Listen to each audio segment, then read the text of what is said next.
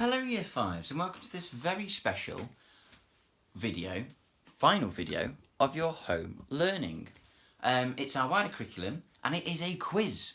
Every year I do this with every class I've ever done, and we get everyone together all afternoon, we get into teams and we have a big quiz of Year 5 stuff.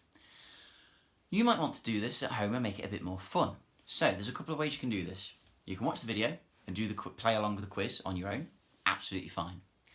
You might be able to do option 2, where you get some of your family members together. You don't have to do it today. You can do it at the weekend if you want to. And you can get some family members together in the same room and you can do the quiz. Either everybody is on their own team, or you can make some teams if you've got some younger siblings. Maybe some of your older siblings might have even been in my class. They might want to join in. Why not? Give it a go. Or option 3, which is a bit more technical, if you've got a lot of good contact with people, you could organise a video chat with a group of people, group of your friends obviously, from school, and watch the video and play along with the quiz together in one team or against each other. It's completely up to you.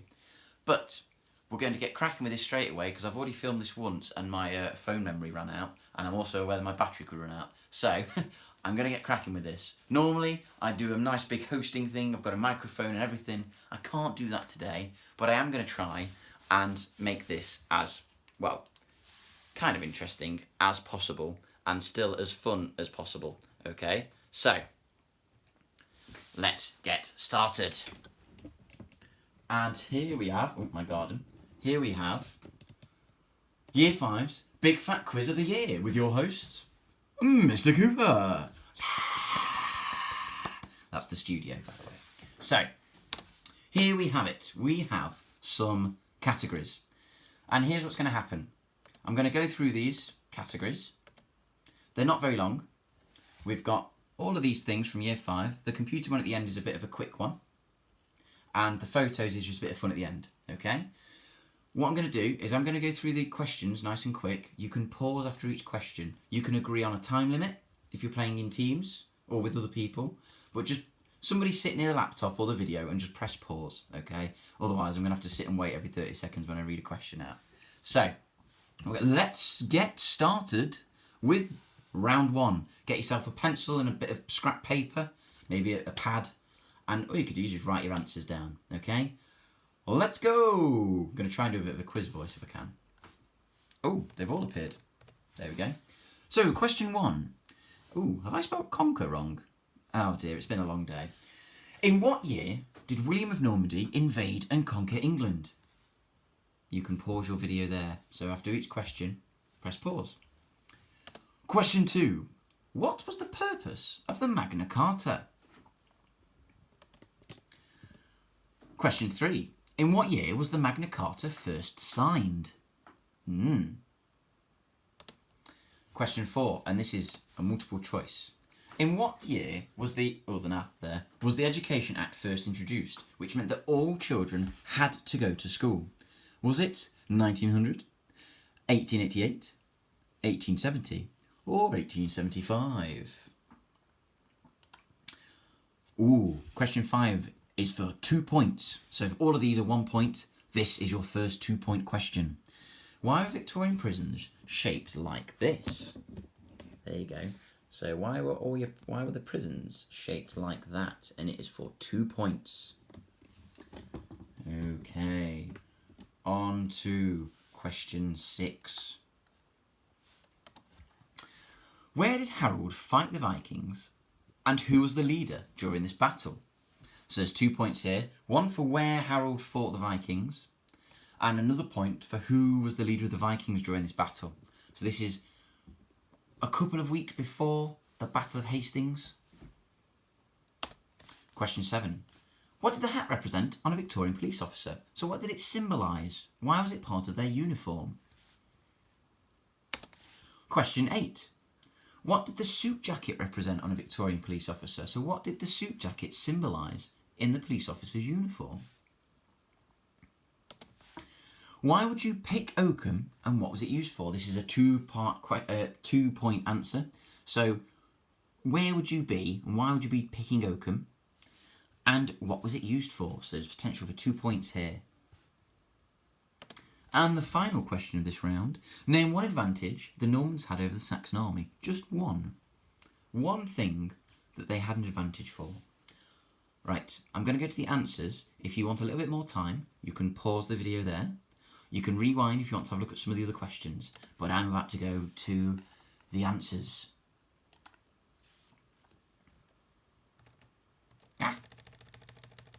So, the first one was 1066, Battle of Hastings. The second one, the Magna Carta was made to ensure that nobody could break the law, not even the kings and queens. You could also have, everyone had the right to a fair trial. You could have that one as well. It was first signed in 1215. There were many versions of the Magna Carta over the years, but the very first one was 1215.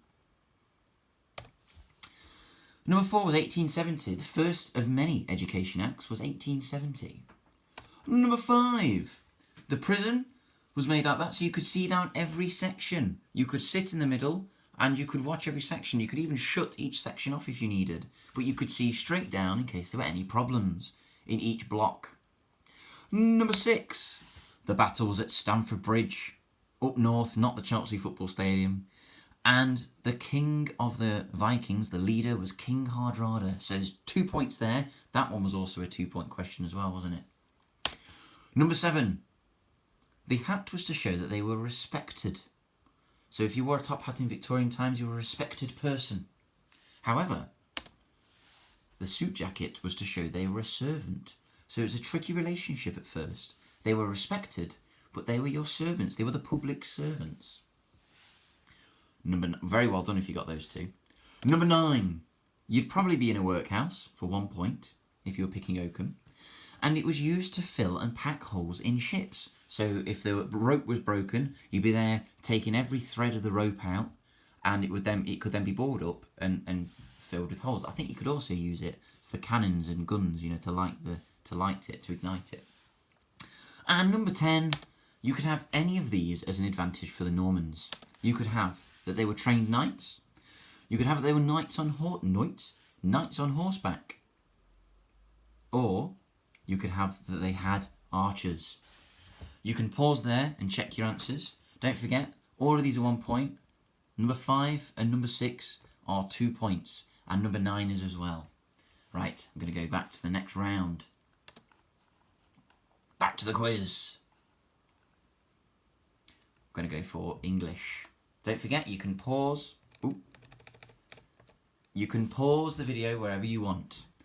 What punctuation is missing from this sentence? Now you're going to get a point for every punctuation mark you get correct here. I'm not going to tell how many points, but this could be a very big round. So this question here, every punctuation that you put correctly is worth 1 point. Just over the hill, Thomas, who was getting tired, was strolling home. You are going to have to write the sentence out though. Question 2. If there is important information provided in a sentence that isn't really important, what is it called? Now parents, if you're joining in, I had a few people email me saying, I know what they are. Oh, I nearly said it then. I know what this is now as well. Thank you, because you've obviously been helping with your home learning. Thank you very much for that. Question 3 links to question 2, and it's potentially 3 marks.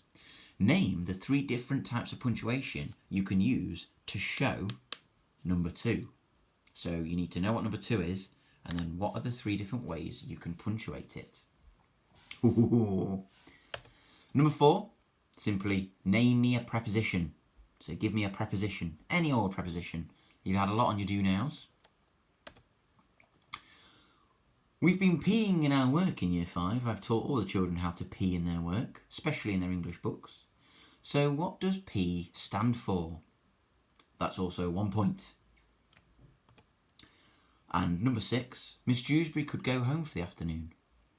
Change the modal verb. So which word is the modal verb, and can you change it so that it is an appropriate one?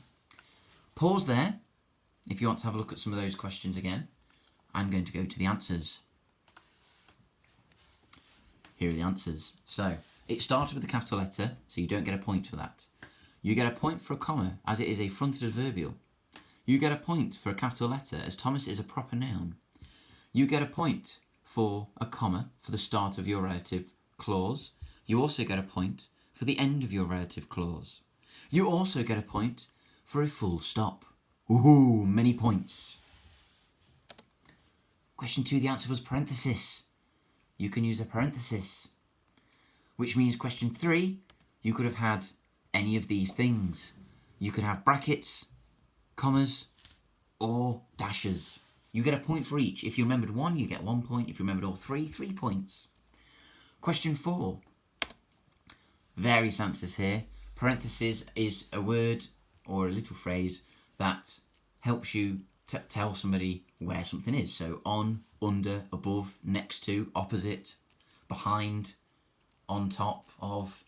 There's many. Discuss with each other. Check if you're happy with each other's answers. Number 5. P stands for point, example, explain. So you give your point. You give an example. You make what is your point? Give an example, and then explain it further. Some of you might have put point, evidence, explain. I will accept that as well. And then the final one, again, you could have various. The modal verb was could.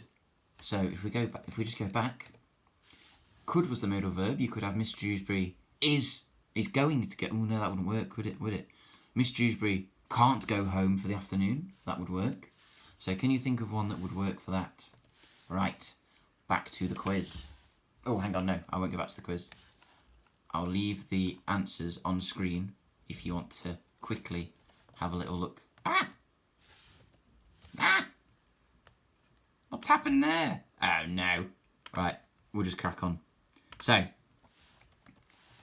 on to, what should we go for next? Let's go for some science. The science round. Round 3. So, question 1. Don't forget you can pause them. What device do you use to measure how much force it takes to push or pull something? So what is the actual thing called? And I'm going to do that to remind you. It's got a hook on the end. Question 2. What is this picture explaining? And it's this picture here. I'm going to zoom in. What is that picture showing? You'll see your handsome teacher, Mr. Cooper, in the middle there. In the middle of a parachute. And everybody's holding it up. So what force is being explained in that picture? Question 3. Why are the force arrows different sizes in the image below? So, why are they different sizes? What's the point of having force arrows to be different sizes? And then question 4. What forces are being shown by the red and the yellow arrows? Some more questions. Question 5. Now if you're not in year 5, this question could catch you out. So if you're playing with family members, you might have got a point over them here. What does geocentric mean? Hint, it's to do with the solar system. Number 6. Describe the phase of the moon below. Now, there's a little clue. It's a crescent, but is it waxing or waning? Tricky one. All of these are 1 point at the moment, by the way. Number 7. Ptolemy's theory of the solar system. Was Earth in the centre, or was it the sun in the centre of Ptolemy's theory? I'll be very impressed if you remember that answer. And then the last one. What do you call the one thing you change in an experiment? Pause there if you're not ready for the answers yet. Rewind if you want to have a look at some of the questions. I'm about to go to the answers, so pause. Here are your answers. So, question 1. You measure forces that you push and pull with a Newton meter. Question 2. With the picture was the gravitational pull. So the gravitational pull of something, and that was of the sun. I was the sun, and it bent the whole fabric of the solar system, didn't it? It got everything in with its gravitational pull because of the mass. It's so much bigger than everything else around it. Very well done if you got that one. Different sized arrows were to show different strengths of the forces. So some forces were stronger than others at that point in the picture. Question 4, the red one was friction, the yellow one was for thrust. Number 5, geocentric means that it's a theory that the Earth was the centre of the solar system. Geo means rock, centric is centre, so rock in the centre. Number 6, it was a waning crescent. I think that's a really hard one. I think I would have struggled with that one. Well done if you got that. Number 7, Ptolemy believed that the Earth was in the centre. So he had an understanding of the planets, but he thought they all orbited the Earth. And the last one, the variable is the thing that you change. The one thing you change in an experiment. Right, pause there if you want to look at the answers. Carry on for the next round. We're going to go for numeracy. I don't know why I call it numeracy, it's maths. Ooh, right, let's have a look. Don't forget you can pause with these questions. So it's fine. 4 times 6 equals 31 times what? So we've got ourselves a balanced equation here. So that equals that. Number 2. What is 7 cubed? Number 3. How can you describe the translation 5 left and 2 up in coordinates? Now we had this in home learning. So if you're going left, is that positive or negative? And if you're going up, is that positive and negative?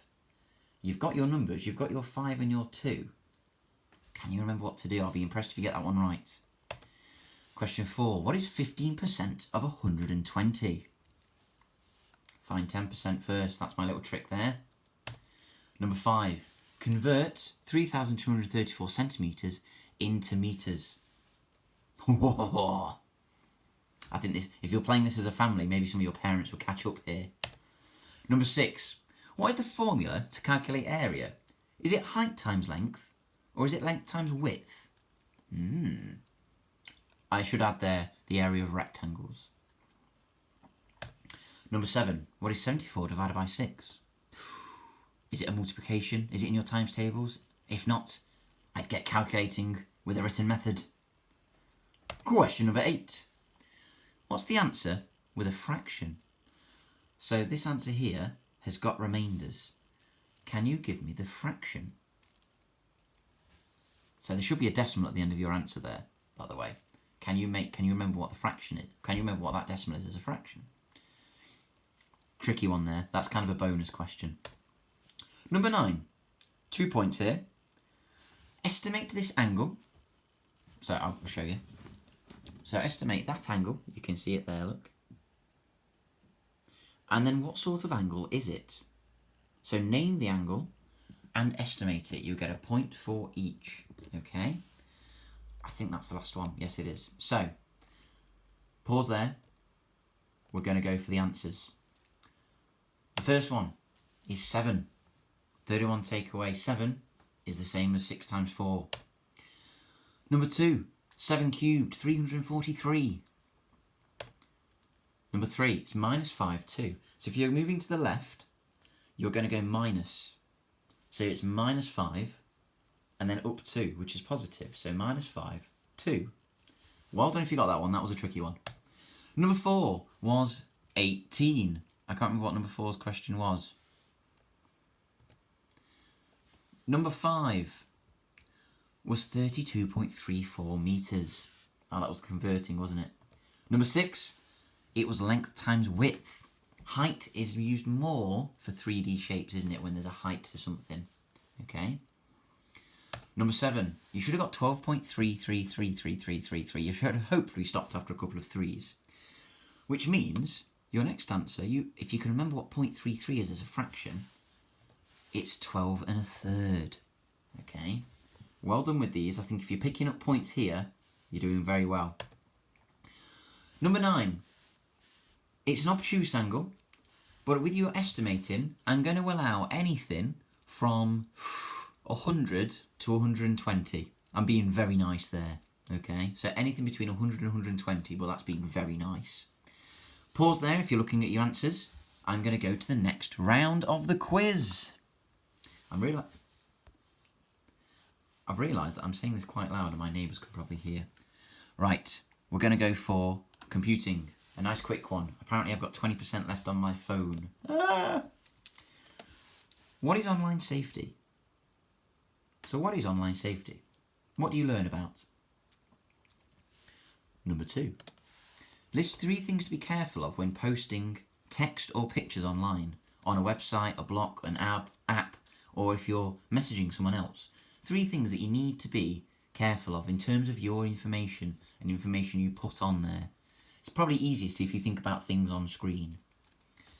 And then the final one, if you stood at the classroom door in year 5 looking in to the classroom and followed this line of code, these lines of code, where would you finish?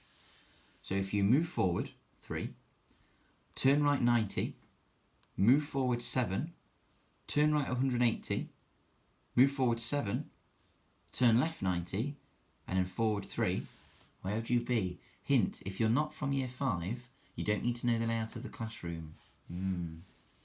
Right, pause there if you're looking at those questions. I'm going to go to the answers. So, online safety is simply thinking about what you post online, who you communicate with, and how to use online tools effectively. If you've got something along those lines, you can have a point. Second question, think about the photos of people, or your own details, such as where you are, where you live, your name, or what you type. So for example, if you use mean or abusive language, or what you put isn't kind. So think about what you put, what the image is that you put out there, and also things about you, essentially. And the last one, you're back at the classroom door. Because everything you did, you then turned 180 and did it back. So you're at the classroom door. Pause there if you're looking at your answers. I'm going to go back to the quiz.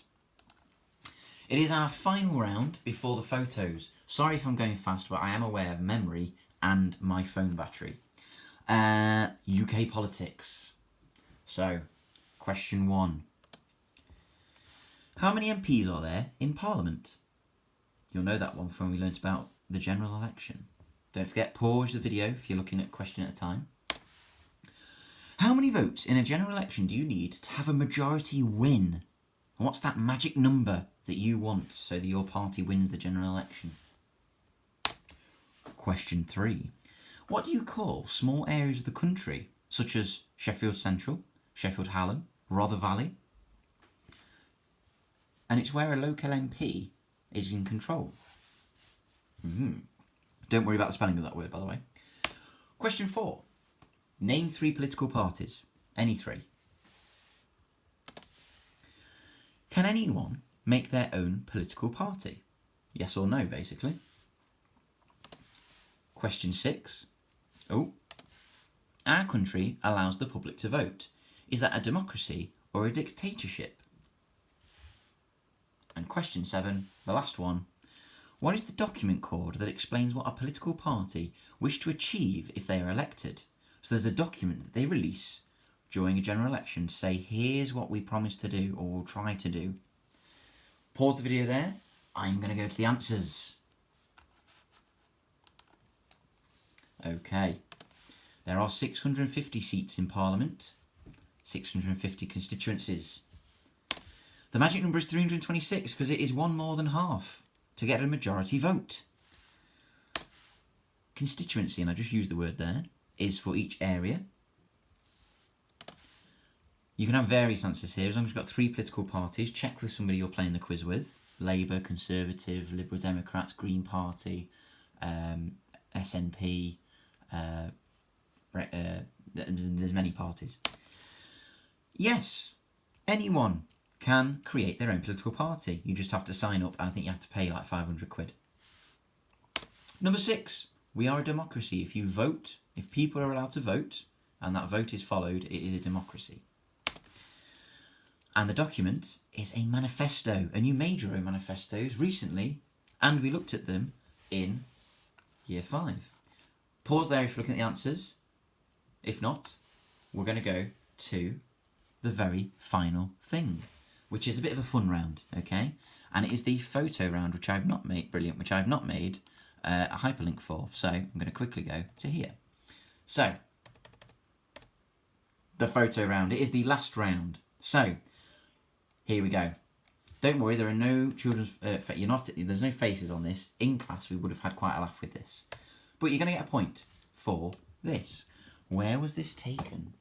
So somewhere in year 5, this was taken. Where is that?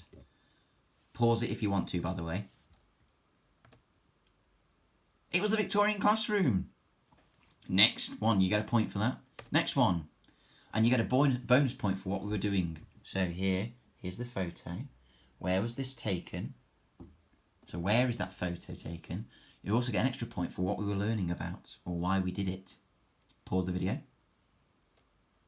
And the answer, it was outside of year 5, or in the playground, and it was when we were doing the Star Wars Wampa story. What is being portrayed in this image? So we've got 2 people here from our class. What freeze frame is this from?